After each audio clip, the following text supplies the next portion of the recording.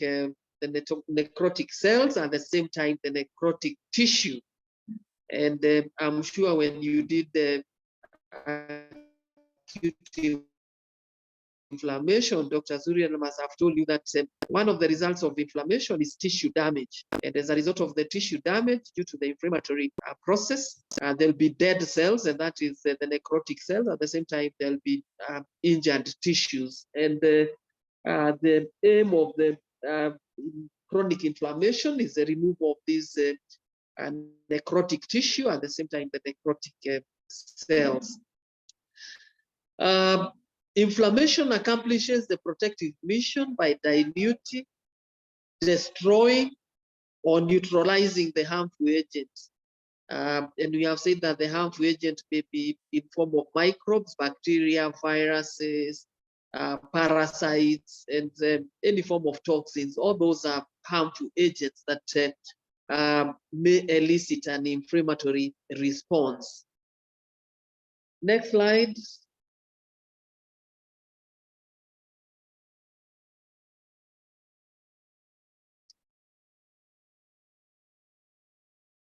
Abdi Hakim, next slide, please. I'm having a problem with moving the slides. Let me, just a minute. Okay, you are able to move one, so do the same. Let me stop sharing for some minute and try again. Okay.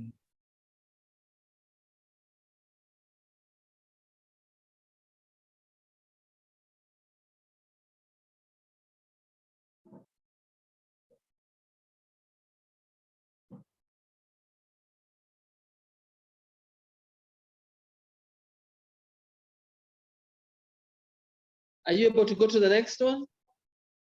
Can we just use? Okay.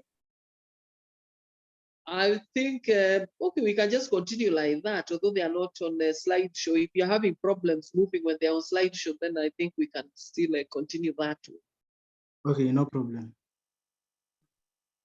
So, although inflammation helps to clear the infection and other noxious stimuli and initiates repair, the inflammatory response by itself can cause considerable harm. And I've already said that one of the outcomes in an inflammatory response, both acute and chronic inflammation, is that there is tissue damage. And that is why I'm saying that one of the aim of the inflammatory response is to eliminate this destroyed tissue, the necrotic tissue and the tissue that has been destroyed as a result of the inflammation. We can go to the next slide, Abdi Hakim.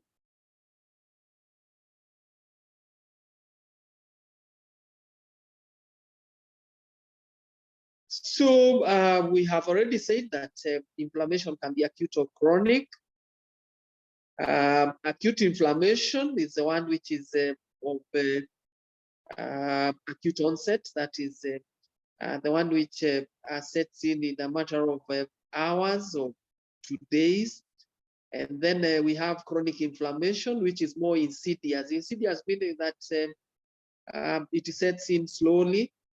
It is of longer duration, and the duration may be in days, or sometimes chronic inflammation may be ongoing for even years. And it is usually characterized by infiltration of the tissue by lymphocytes and macrophages. So very important. And what I'm saying is that the main players in chronic inflammation are the lymphocytes and the macrophages. The other addition which you can make is the plasma cells. Plasma cells are also very important in the chronic inflammation. So it's the main players are the lymphocytes, the macrophages, and the plasma cells.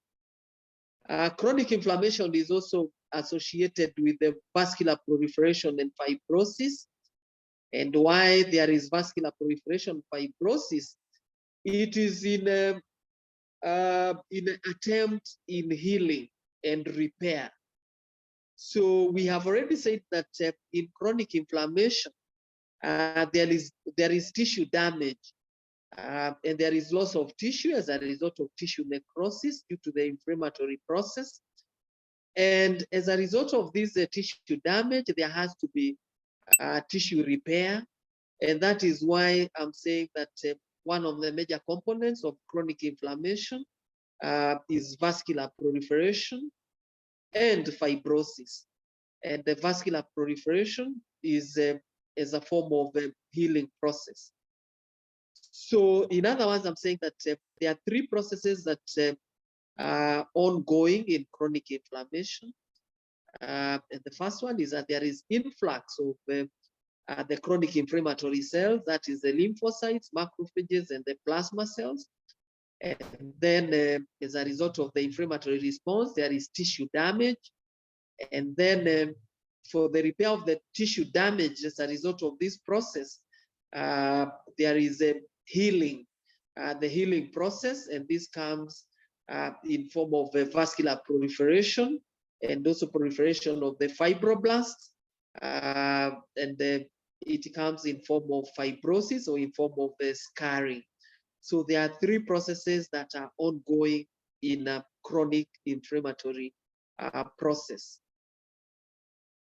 The basic forms of inflammation can overlap. That is acute and chronic inflammation. And what that means is that sometimes we are not able to draw a line. You say that now from here we are in a, from here to here we are in acute inflammation. From here to here we are in chronic inflammation. There is no clear line between acute and chronic inflammation. And that is why I'm saying that sometimes the acute and chronic inflammatory response, sometimes they overlap because we are not able to draw a clear line between acute and chronic inflammation. Next slide.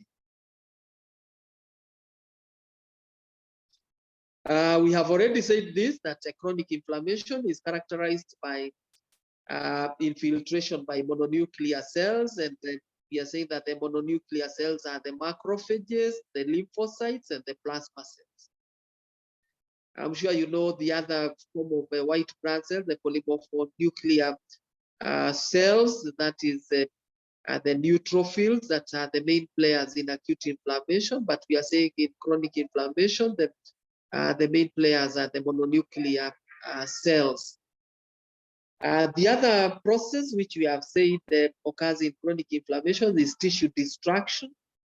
And the tissue destruction occurs as a result of the products of the inflammatory cells. These macrophages and the lymphocytes and the plasma cells produce some products.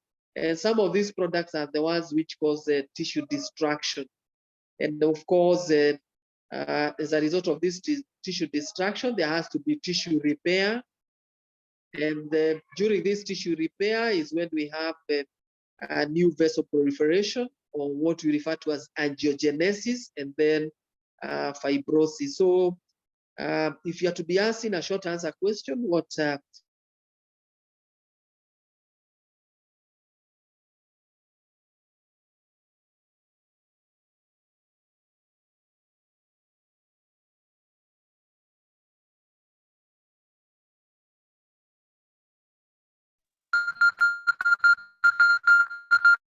you have to think about these three processes that I've already mentioned. That is Dr. Ndungu. Cells infiltration, tissue destruction, and then cutting. Dr. Ndungu. Yes. You are breaking. I think your internet is unstable. Okay. Can you hear me now? Yes, we can clearly hear you now. Okay. So I was saying that if you are to be asked in a short answer question to write short notes about the components of the chronic inflammation, then you have to remember these three processes that I've already mentioned. The mononuclear cell infiltration, you have to remember about tissue destruction.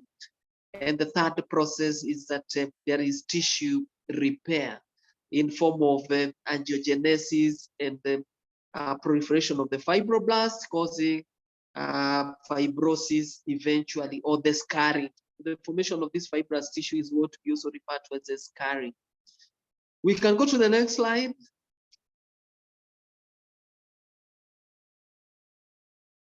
So in most of the cases, chronic inflammation results from acute inflammation, and there is usually progression of acute inflammation to chronic inflammation.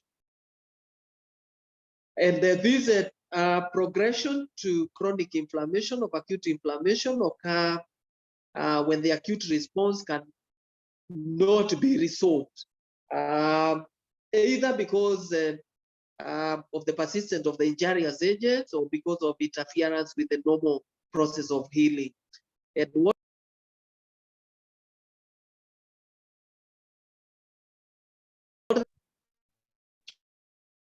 like, for example, there will be progression from acute to chronic inflammation. Like, for example, when there is a bacterial infection, like, for example, if the acute inflammatory response is unable to eliminate this bacterial infection, then it will eventually progress to chronic inflammation. Again, imagine in a case scenario where somebody has a foreign body within the body, like, for example, in the lower limb, like, for example, if somebody was pricked by something and there is a foreign body within the lower limb, then of course the inflammatory response is unable to eliminate that foreign body, and that will eventually lead to chronic inflammation, because the acute inflammation is not able to eliminate what has caused the inflammatory response. I hope that is clear. We can go to the next slide.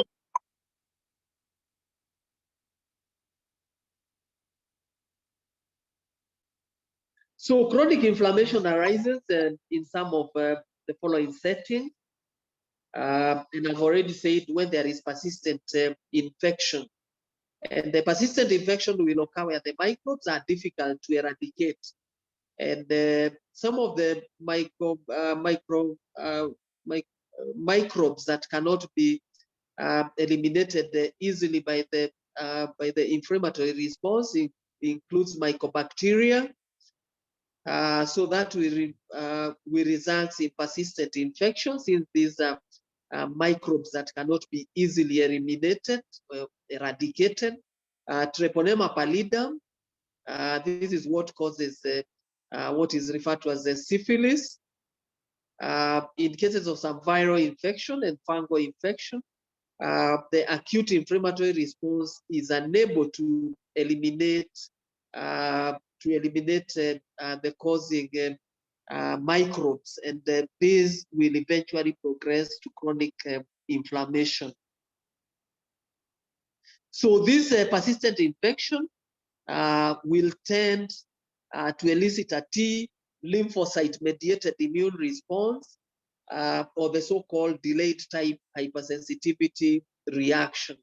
So when it cannot be eliminated by the acute inflammatory response, then of course it progresses to chronic inflammation. That is in cases where there is persistent infection. Next slide. Then we have immune-mediated inflammatory diseases. And this includes hypersensitivity diseases.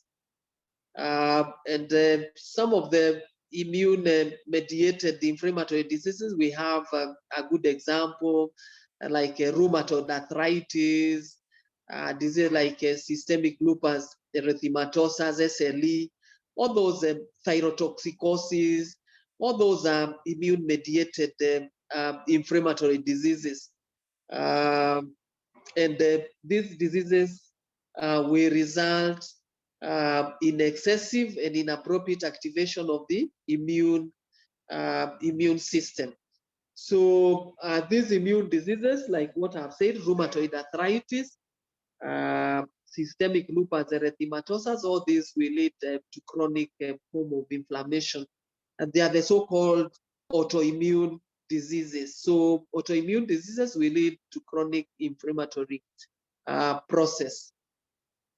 Then we have prolonged exposure to potentially toxic agents. And the example include non-degradable exogenous materials such as inhaled particles of silica, inhaled particles of asbestos. So the body is unable to eliminate those substances, exogenous substances, and they eventually elicit a chronic inflammatory response. So those are the three scenarios where a chronic inflammatory response will occur. Next slide.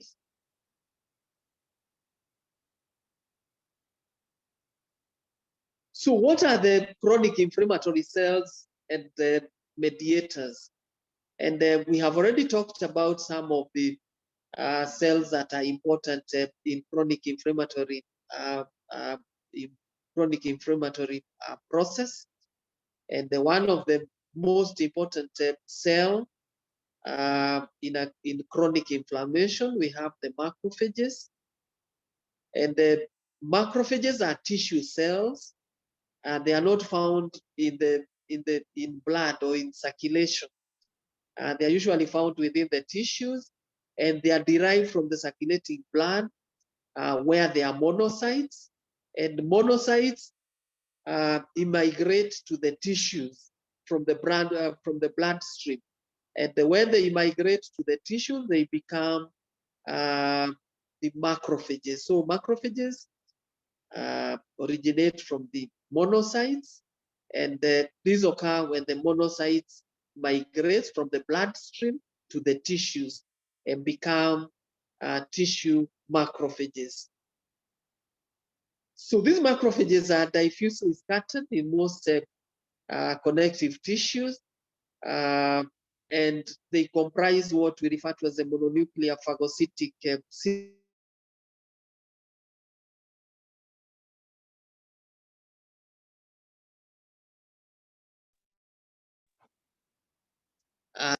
we have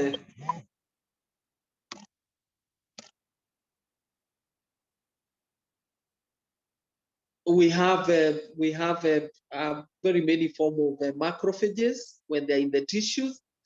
Right, for example, these macrophages may be found within the liver. When they are found within the liver, they are referred to as the Kupffer cells.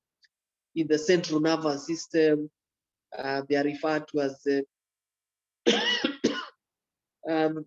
what are they referred to when they're in the central nervous system? They are referred to as the oligo.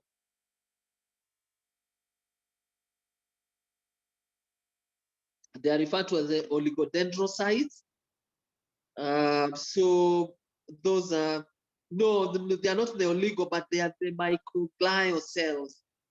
Actually, sorry, they are the microglial cells when they are in the central nervous system.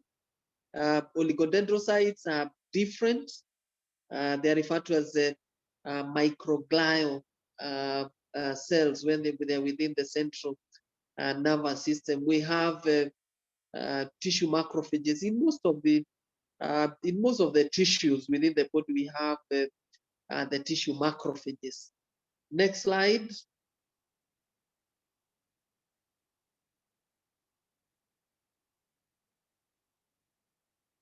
So the macrophages act as filters for particulate matter or microbes, and also senescent cells. And they also act as sentinels to alert the specific components of the adaptive immune system to injurious stimuli. So what that means is that they alert the adaptive immune system, that is the B and the T lymphocytes. They alert them about the presence of injurious stimuli within the body.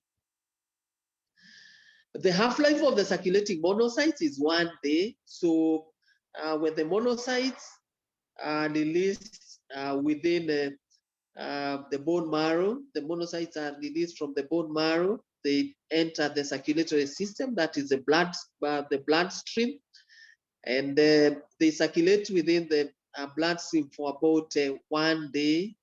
And then under the influence of the adhesion molecules and the chemotactic factors, they migrate to the site of injury within 24 to 48 hours after the onset of acute inflammation.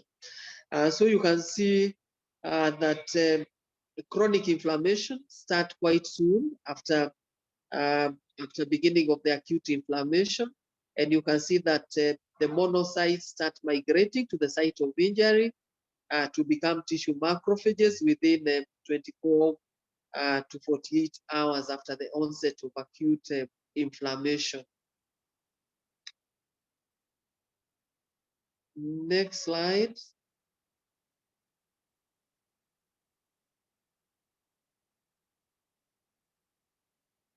So when these macrophages reaches the extravascular tissue, they undergo transformation, they become larger cells, and they have longer half-lives. They live for long, and they have a greater capacity for phagocytosis than the blood monocytes. So after migration of the monocytes through the vascular wall to the tissues, they transform into tissue macrophages, and these tissue macrophages have a larger, and they have a larger capacity for phagocytosis. These macrophages can again be further activated, resulting in again increased size. It results in increased content of the lysosomal enzymes that are more active in metabolism, and they acquire a greater ability to kill ingested organisms. So when they become tissue macrophages, of course, that these increase their capacity for phagocytosis. And even these tissue macrophages can be further activated, as we are going to see in chronic granulomatous inflammation. And when they are activated, they acquire a greater ability to kill ingested organisms. And a good example is what I'm telling you in chronic granulomatous inflammation. We know that the usual phagocytic macrophages are not capable of killing the mycobacterium, and that is why the normal macrophages are activated further to become to become endothelial cells, which have a bigger ability or a greater ability to kill the ingested organisms. Next slide.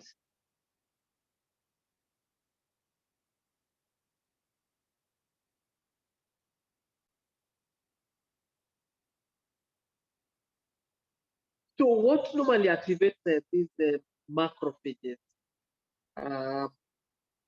And the macrophages are usually activated by the bacterial endotoxins and other microbial products. Then we have cytokines are also important in activation of the macrophages.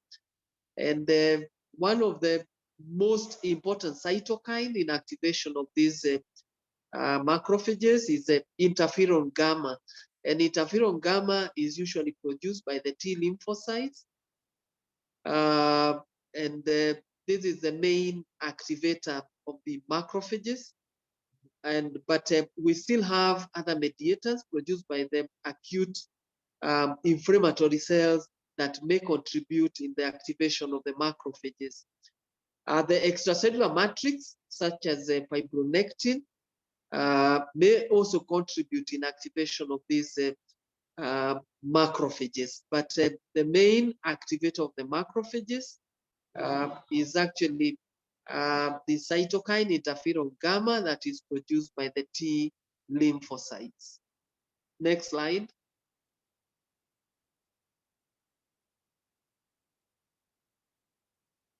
So after the initial stimulus is eliminated, like for example, if somebody had an infection and this infection is eliminated by the inflammatory response, of course, the inflammatory reactions come to an end, and then the macrophages eventually die off, or sometimes they may revert back to the lymphatics.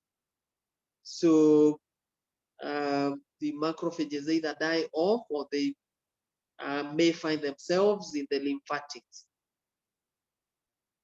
So these interferon gamma may also induce macrophages to fuse, as we are later going to see in chronic granulomatous inflammation, where there is fusion of the activated macrophages. And when these activated macrophages fuse, they form huge cells that are referred to as giant cells, or the multinucleated giant cells.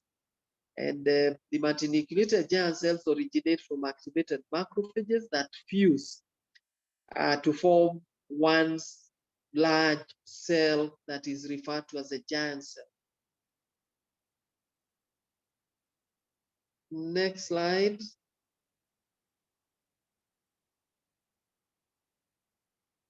We have other cells that are important in chronic inflammation, and other cells that are important in chronic inflammation. We have the lymphocytes and the plasma cells, and then eosinophils and mast cells may also be important in chronic inflammation. The T and B lymphocytes migrate to the inflammatory sites using the same adhesion molecules and chemokines that recruit the other lymphocytes. And I'm assuming that during your free time, go and check how this transmigration of the white blood cells occur from the intravascular compartment to the tissues. What are the processes? What are these? What are the chemokines? What are the adhesion molecules? And the whole process of transmigration of the leukocytes from the intravascular compartment to the site of inflammation. We can go to the next slide.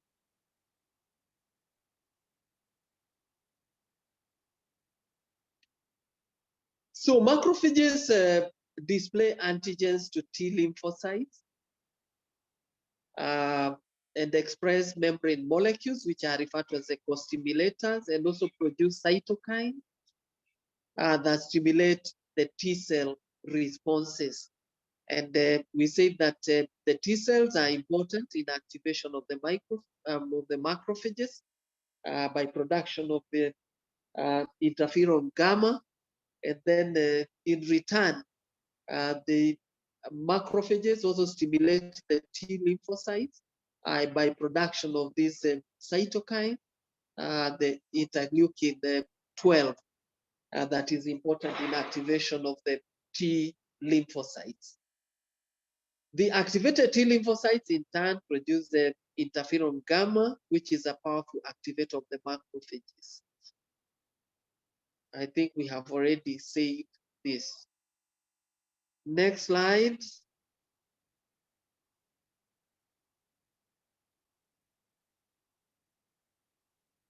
The plasma cells are also important players in chronic inflammation, and the plasma cell develop from activated B lymphocytes. I'm sure you already know this, that the origin of the plasma cells is from the activated B lymphocytes, and the function of the plasma cells is production of antibodies, which are directed either again as a persistent antigen in the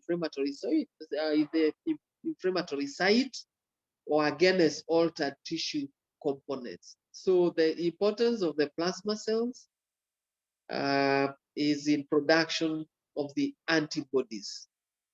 And it is also important to remember that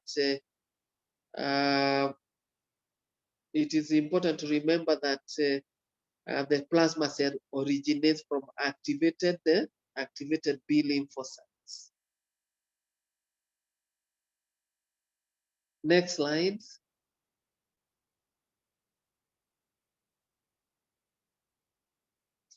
What about the eosinophils? And the eosinophils are usually found in inflammatory cells, in inflammatory sites around parasitic infection. And that is very important. When we have parasitic infection, the most important inflammatory cells in parasitic infection is a eosinophil. And the parasitic infection, I mean infections like schistosomiasis. When we have schistosoma eggs within the tissues, the main inflammatory response that you are going to find around that parasite is eosinophils. Eosinophils are also very important in allergic reaction, and especially in IgE-mediated hypersensitivity reaction. Why are these eosinophils important in parasitic infection? And they're important because they have granules, and one of the components of the granules of the eosinophils is what we refer to as a major basic protein. And this protein is highly charged cationic protein that is toxic to parasites. Eosinophils are important in parasitic infection. And the point to remember in this slide is that eosinophils are useful in the parasitic infection, and again in allergic reactions. That's where you will find the eosinophil. Next slide.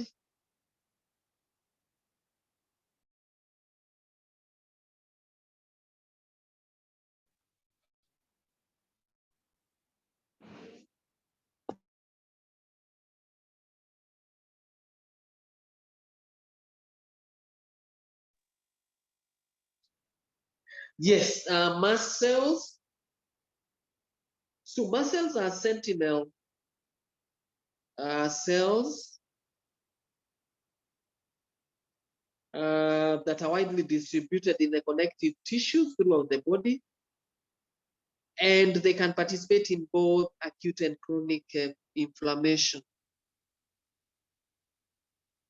So in atopic individuals, or individuals who are prone to allergic reaction, mast cells, of course, you know that they usually have IgE antibody, and when there is exposure to the same allergen, what happens is that there is degranulation of these mast cells, and when they degranulate, of course, that leads into type 1 hypersensitivity reaction.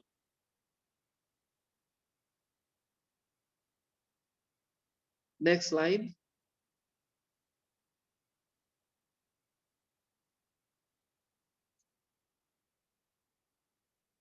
So I've already said this: when the mast cells are exposed to the antigens that are specific to the IgE antibody that has been previously produced, and on the wall of the mast cell, what happens is that there is degranulation of the mast cells, and with the release of products like histamine and arachidonic acid metabolites, hence leading to type 1 hypersensitivity reactions. Mast cell can also elaborate cytokines such as tumor necrosis factor and chemokines that may play a beneficial role in some of the infections. So mast cells may also be important in some of the infections by production of these cytokines, like the tumor necrosis factor and the chemokines. Next slide.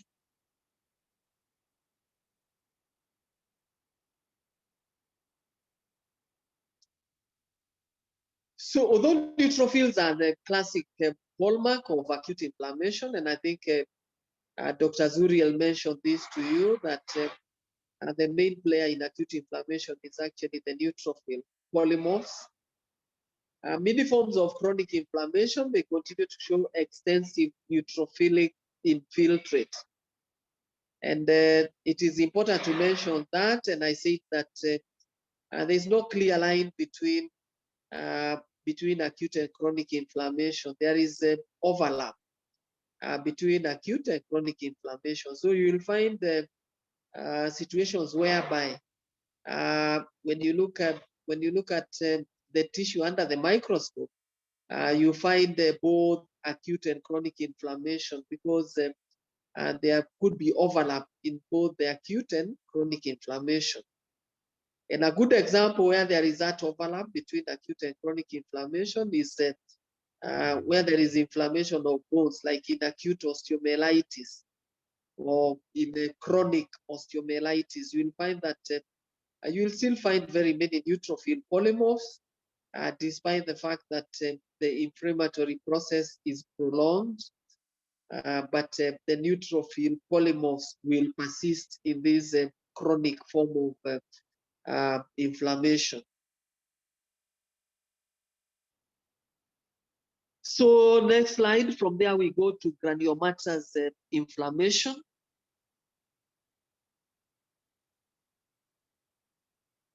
We can go to the next slide. And granulomatous inflammation is a distinctive form of chronic inflammation. So if we tell you to define granulomatous inflammation, you have to mention that it is a form of chronic inflammation, and it is usually characterized by aggregates of activated macrophages, and these macrophages are unique in that they assume an epithelioid appearance, and that is where they are referred to as epithelioid cells. So what are the salient features in granulomatous inflammation? And I've said that the salient features is that it is a form of chronic inflammation, and then characterized by the presence of epithelioid cell. So for any inflammation to be classified as granulomatous inflammation, there has to be epithelioid cells. The epithelioid cell has to be there for an inflammatory process to be characterized to be granulomatous inflammation. So granulomas form in settings of persistent T cell responses to certain microorganisms, like Mycobacterium tuberculosis, Treponema pallidum, and even in fungal infection. And in this inflammatory process, T cell derived cytokines are responsible for chronic macrophage activation. And we say the main cytokine that is important in activation of the macrophages is the interferon gamma that is usually produced by the T lymphocytes. Next slide.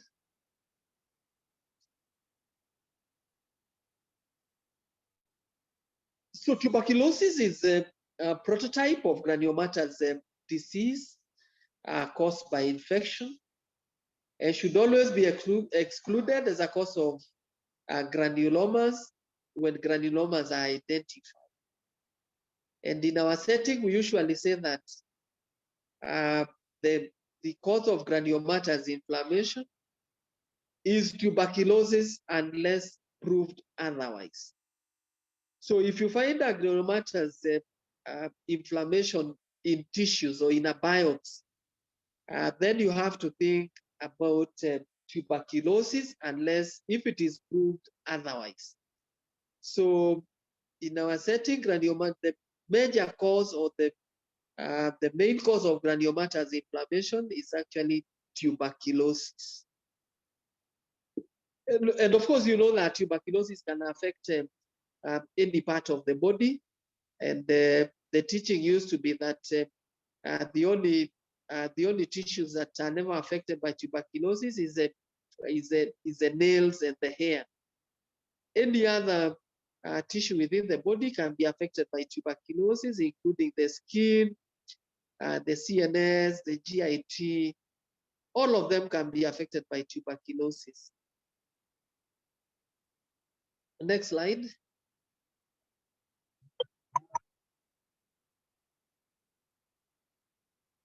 So what are the causes of granulomatous inflammation? And there are many. I've not organized them in the correct order. And the way it's supposed to be, the correct order of the causes of granulomatous inflammation, especially in our setting, is the commonest cause of granulomatous inflammation, of course, we have said is tuberculosis.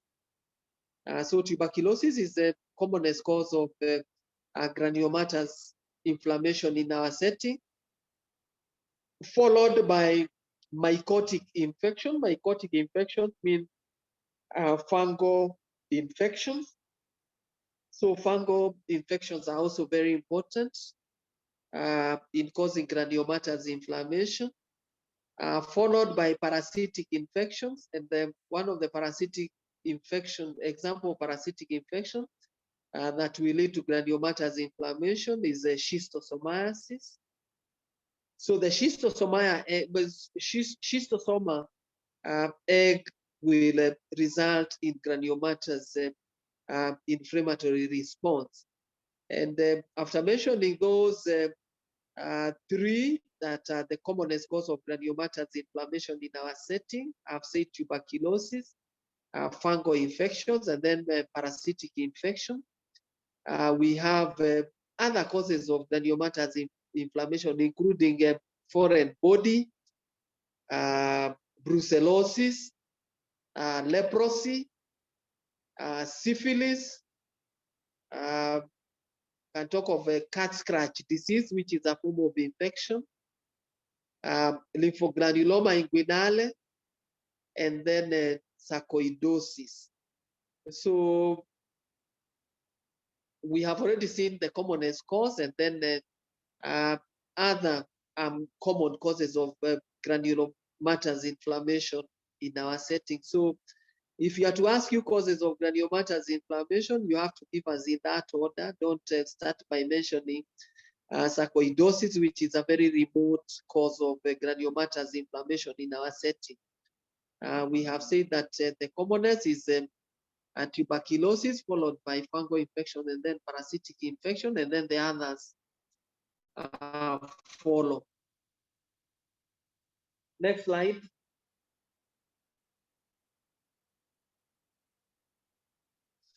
We have two types of granulomas. We have the foreign body granulomas, and these are elicited by inert foreign bodies. Like, for example, if you have a foreign body within the body, like maybe like a piece of metal, piece of wood within the tissue, then it will elicit a foreign body just a reaction. Then another common cause of foreign body germ cell, foreign body granulomas is actually the sutures that are used in surgery.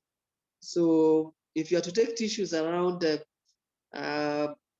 sites that have had surgery recently, you are going to see foreign body granulomas as a result of the suture material that were used during surgery. Then we have immune granulomas, and these are caused by insoluble particles that are capable of inducing cell-mediated immune response. And some of those um, particles involves microorganisms, like we have said, like mycobacterium, we have fungal bodies, parasites, all those will elicit immune granulomas. Next slide.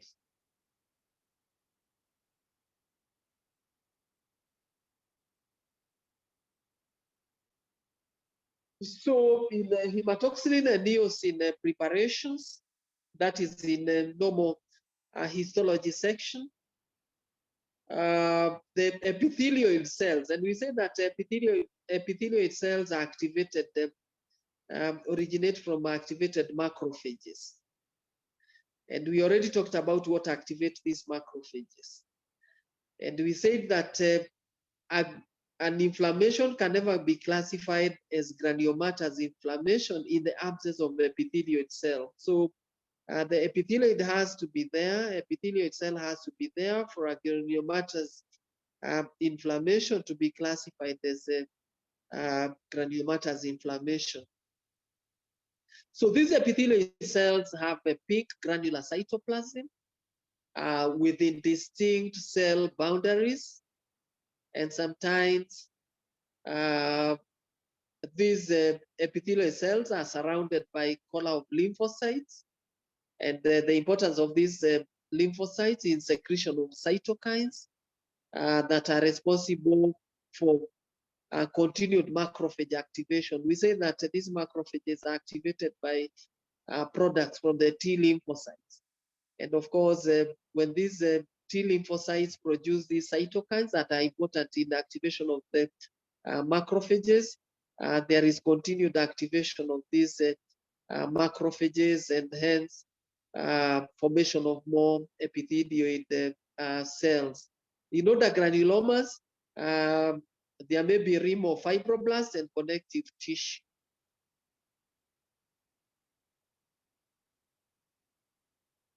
Next slide.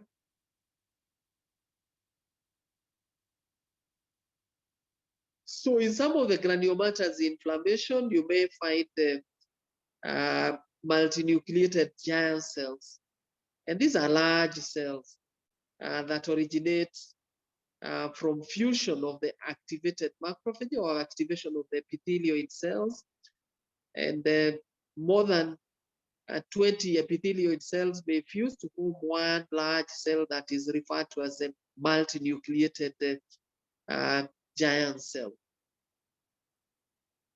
We have two types of giant cells. We have what we refer to as the Langerhans type of giant cell, and then we have the foreign body type of giant cell.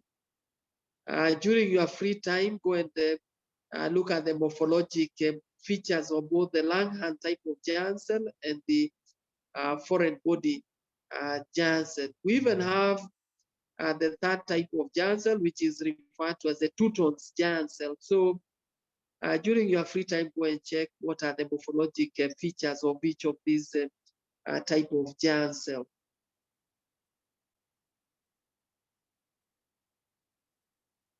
Next slide.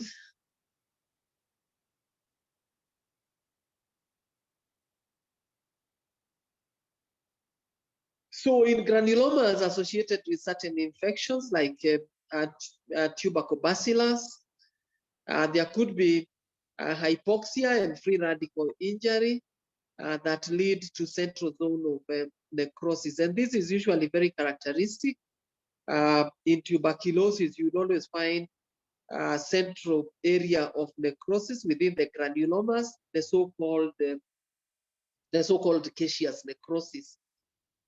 And this form of necrosis has a cheesy appearance. So caseous necrosis means cheese-like necrosis, and this is very characteristic of tuberculosis. And we are saying that the cause of this necrosis is hypoxia and free radical injury that leads to these caseous necrosis. So I think that is the end of my lecture today. I think the slides continue with the infarction. Infarction is not one of the topics that we were to do today. Today we are doing a chronic inflammation and the granulomatous inflammation. So unless if you have any questions or any comments, I think that is the end of the lecture. So do we have any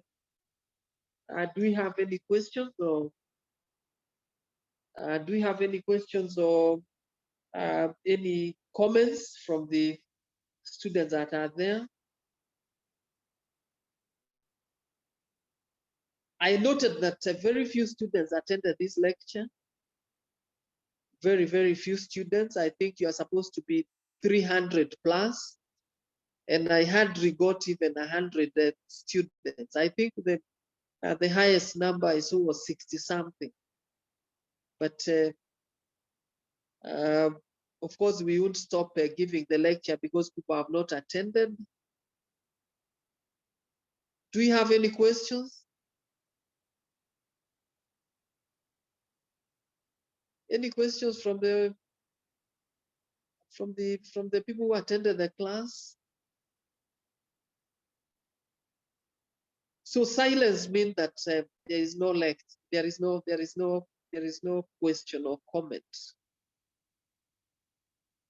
So thank you very much for attending the lecture, and you have to notify your other colleagues that preparing for the CAT that you're going to have this afternoon, and that even general pathology you are going to be examined in it, and you have to attend the lectures as well of general pathology. So thank you very much, and see you next time. Or we have any question? Thank you, Any Dr. question? Okay.